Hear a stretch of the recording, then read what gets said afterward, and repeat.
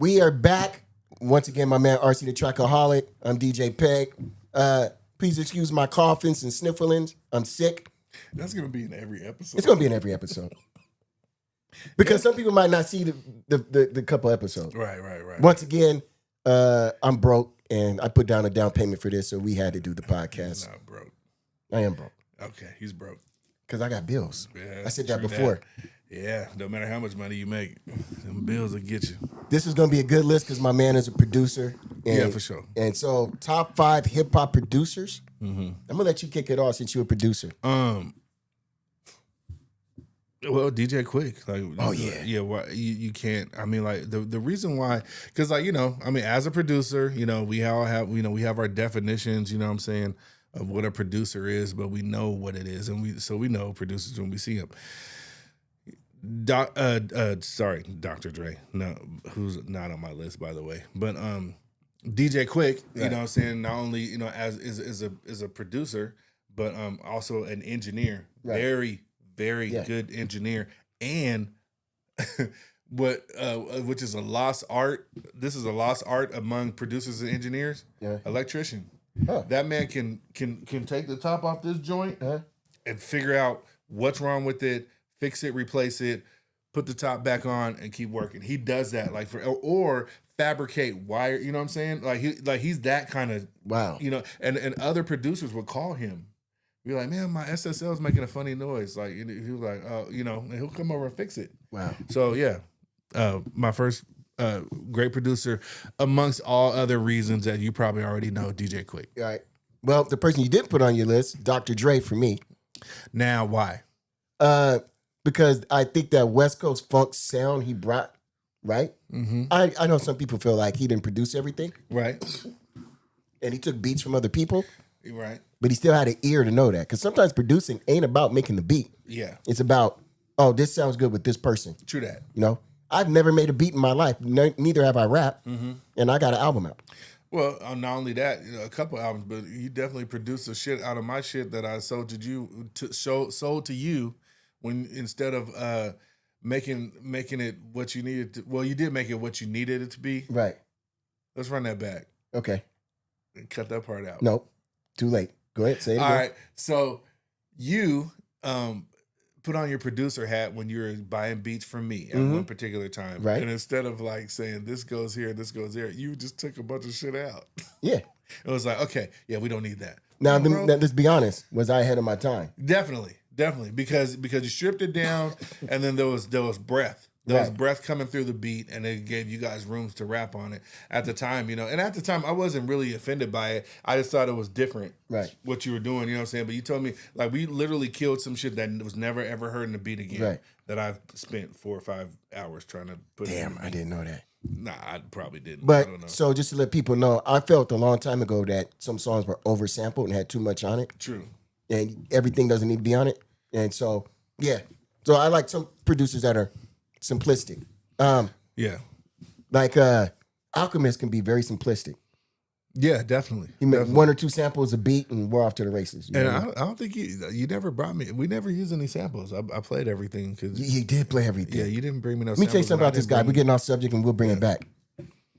I worked on the album, and so what I did was I told artists to rap over industry beats. Oh, okay. Mm-hmm. I told them to send me the acapellas. Right?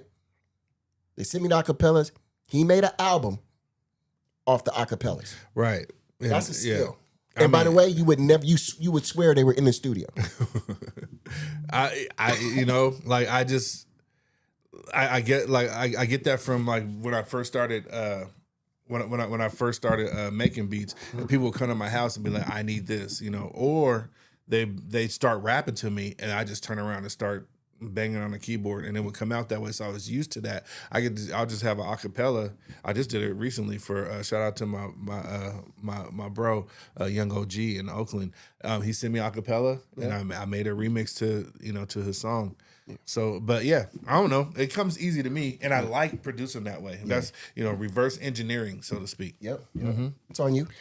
So my next one, which with some people, I mean, it might be a little controversial, but sometimes I think Dr. Dre's controversial too. But P. Diddy, I mean, like a excellent producer. He produced. He didn't touch a guitar. He didn't touch a keyboard or a sampler. Never did. Wasn't even interested in the production of music. But he is a producer of records. Yes, something totally different. Biggest You know what I'm hits. saying? Yeah. Come and Talk to Me remix. That's him. Right. I mean, like, I think the best. All I Need remix is him. In fact, the remix is him. Yeah, because nobody was really remixing before him. Like it was. I mean, because it was like the song's a song, and then he said, "Well, let's do a remix," or like he might have had too many beats, or because he'll make 2 versions of something. Yeah. And then he called the next one the remix. That was revolutionary. And then on top of that, people don't know Nipsey Hussle's song. The first single off of Marathon, Victory Lap. You said Marathon. It's called Victory Lap. Did I say Marathon? Yeah, it's okay. Oh my God, they'll kill us in the comments. Rap niggas. Rap niggas. Yeah. P. Diddy was one that helped him on advised him on that song. Yeah, and he told him. I think the song was. What did he say? It need to be bigger. He told him to make the song bigger than what it was, and he said he did that, and it all worked out for him. Yep. And I mean, there's something to be said about that. You know what I'm saying? I mean, you do what you do, and the privacy of your own home, but he's still a great producer. Yep. So you can't take that from him at all. Not at all. Mm-hmm. This next one, I think they're underrated, but they put out some hits. Mm-hmm. Organized Noise. Oh yeah. They put out some hits, man. I'm not talking about just for the Dungeon family. Yeah, they did Waterfalls. Oh, they put out some hits, man. And see, one thing about Organized Noise is like they were quite experimental. Yeah, you know what I'm saying. But it was a perfect mix of experimentation and the basics. Yeah, and the classics. Yeah, you know what I'm saying. And then, like that's one thing about producer teams is that you might have somebody who's instrumental, right? You know what I'm saying? Like a guy can have bass and guitar and keyboard for that matter. You know what I'm saying? But you have another guy who's more technical. Yeah. He can program drums. He can sample. You know what I'm saying? He can chop shit up. You know what I'm saying? He's always digging into crates. You got that guy. Then you got the other guy who's like the engineer. Right. So you cannot lose. Right. You know what I'm saying? And they did not. And they're dope. Also, great documentary about my God, produced by Queen Latifah. I have to add that to another list. Yeah, Queen Latifah produced that documentary. Did she? Yep. Okay, yeah, but that was Organized Noise all day. Yep, it's on you. Okay, Daz Dillinger, you gotta give it to him because that's why I didn't put Dr. Dre, because I thought about Dr. Dre first, but then I had to give it to Daz Dillinger. Yeah. Now I mean, one thing that Dr. Dre did also, he is a he is a music producer, right? But he transitioned over to record producer. That means taking a producer or a musician, a producer, and taking the beat and then putting it in with the right person. But he took it a little step farther from what I know and heard, and they don't get the credit for it. He puts his name on it, right? But sometimes that's just something you had to do. Around that time, it's something you had to do as a producer to elevate, because like this one producer said, he's talking about Luther Vandross. He was on the R&B Money podcast. Right. He said that Luther Vandross had called him. I said, look, here's what I'm going to do. I'm not going to put your name on this record. I'm going to put my name. And he was like, what? Why would you do? He was like, because I'm Luther Vandross. and he said, you know what? I wasn't mad at that, because every time I was in a certain space, the right people knew that I did it. Yeah. The right people knew. So it didn't really matter. So Daz Dillinger. And one thing about Daz too, All Eyes on Me. Yeah. I think he produced most of that. Yeah. Oh yeah. That's about the album. Sorry. Yeah. Because that was Daz's album that he gave to Tupac. And see, because another thing, I think I'm right. Don't kill me in the comments, man. It's just information I hear from other people. No, Daz didn't. He didn't really sample. Right. He was playing like him and Battle Cat. Like Battle Cat, I mean, these are like these niggas. I mean, like Battle Cat's from like Rolling 60s. Like these niggas are real Crips. Yeah. But they're musicians. Yeah. You know what I'm saying? I mean, if they had to, they could go into a church and sit behind the organ and play behind the preacher and the choir. Like they're real musicians. I did have a chance to see Daz in action one time, a long time ago, out in the North End. He was up in a studio and he was selling beats, and people were coming through there. and I saw him make a beat like real quick. It was dope. I didn't even bother him. I just watched. Yep. DJ Toomp. Yeah, he got bangers. Of course, yeah. He got his list is too long for me. If you don't know who DJ Toomp is, yeah, T.I., Gucci, man, like that Southern like trap music. That's him all day. Yeah, remember he had the 3 braids. Yeah. He came to Seattle. DJ'd the Virgo party. Yes. Yeah. He killed it too. Yeah, killed it. Killed it dead. Yep. So DJ Toomp, I okay. By the way, we were talking about Tom in the earlier. At that Virgo party, I was Tom. He was Tom. I was Tom. He was Tom. I had to. There's a picture of me with a tie around my head. With some bad chick. I don't even know who she was. I got a picture. It's a C Spot. Yeah.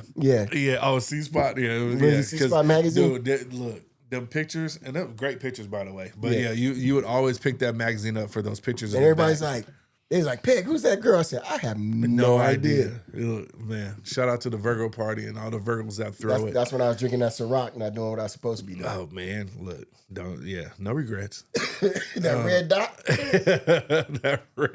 that red dot Ciroc. Yeah, I was fucking with the green. So this next one, you're gonna laugh at me. No, what is it? Because I had to. After doing my research and, getting all this stuff straightened out, you know what I'm saying? As a producer and as a pioneer of, a sound and a contribution to the culture, right? I have to give it up to the RZA. Oh yeah. You know what I'm saying? And not even in a regretful way. Right. Like, because I had said earlier that he was not a musical genius. Right. But I have to retract that statement, eat my crow, yeah. With a knife and fork, and just know that, the RZA was dope in his own right. You know what I'm saying? Just like the rest of us when we was like digging through, our parents' records and just trying to make music. You know what I'm saying? So I had to really, come to Jesus on that one. Yeah. Well, speaking of that, you're going to have to come to Jesus on this guy because now people don't know he's produced a lot of stuff. Q-Tip. Oh, no, of course. Yeah, Q-Tip has produced for a lot of people, man, bro. I didn't even know he was a damn producer, until later. And then, that whole connection with Jay Dilla and all that stuff, this is stuff that I found out later because I wasn't as into Tribe Called Quest as a lot of people. So I figured a lot of that stuff out later, and it's all... And his bass lines are crazy. Dude, and he was only using if I'm not mistaken, he was mostly only on the MPC. Really? So because one thing you can do with the MPC is that you can switch it over to play the notes on the pads. Right. So you could take one sound and then tune it in a way to where you could play the notes on the pads, and then you got your bass line. You don't need a keyboard necessarily. Wow. So, yeah, so he was able to do that. All right, Q-Tip. Yep. It's on you, bro. I was about to read from a whole nother list. Yeah. So this particular producer has kind of emerged, with all this great information and stories and stuff, and getting into the podcast scene and just telling all this good wholesome stuff. Right. You know what I'm saying? Teddy Riley. Oh yeah. You know what I'm saying? It's so funny because a lot of people kind of made fun of him for the verses because they felt like he didn't really have it all together, and stuff happens. Right. But Teddy Riley is such a producer that technology to play music online at the time just wasn't a priority for him. Yeah. You know what I'm saying? But it just didn't work out for the verses. But he was like, well, shit, man. I made I made Blackstreet. Fuck y'all. You know what I'm saying? So I don't know how to hook a fucking line thing to my studio so you motherfuckers can hear it. Right. You know what I'm saying? He wants a rematch bad too. Yeah, give it to him. Yeah, but Babyface won't do it. All right. My last one I talked about him before. Eric Sermon. Oh, of course. Oh my God. People don't. Eric Sermon has produced a lot of. Now, first of all, once again, we talked about it. That West Coast kind of East Coast with the West Coast appeal to it. Mm-hmm. Real knows how to use the bass and the bass lines. Versatile. You know what I mean? And so yeah, man. Eric Sermon. I want to talk about somebody that's not on the list. What do you think about Hit Boy? Hit Boy is dope. I think he's versatile. Yeah. I have nothing bad to say about him, but he puts out a ton of content, bro. Content like if you follow his YouTube, man, I guess I don't. He puts out songs like every week. Oh, okay. They're only like 1 or 2 minutes. I'm not well. I understand. I know because he used to be called something else. No, I thought he was always Hit Boy. Oh no, I think. Oh, maybe that's another producer. No, he was under Polo the Don, but he's always been Hit Boy. Oh, okay. No, but I just know the things that I know of him is just like in interviews and stuff. But I don't. But maybe I should follow him because I just. So what made me think of him? He produced Niggas in Paris. Oh, so that wasn't Kanye? Yeah. So we talking about how people. Right. Yeah. Okay. Yeah. Okay. There so we Kanye go. called him and is like, man, I need even that kind of dubstep part at the end. All him. No, Niggas in Paris. That's not the oldest writing joint, is it? No, that's something else. No, Niggas in Paris. One song only. Oh, that style. Yeah. I mean, yeah, you got to be a young motherfucker to come up with that type of shit. But that shit worked.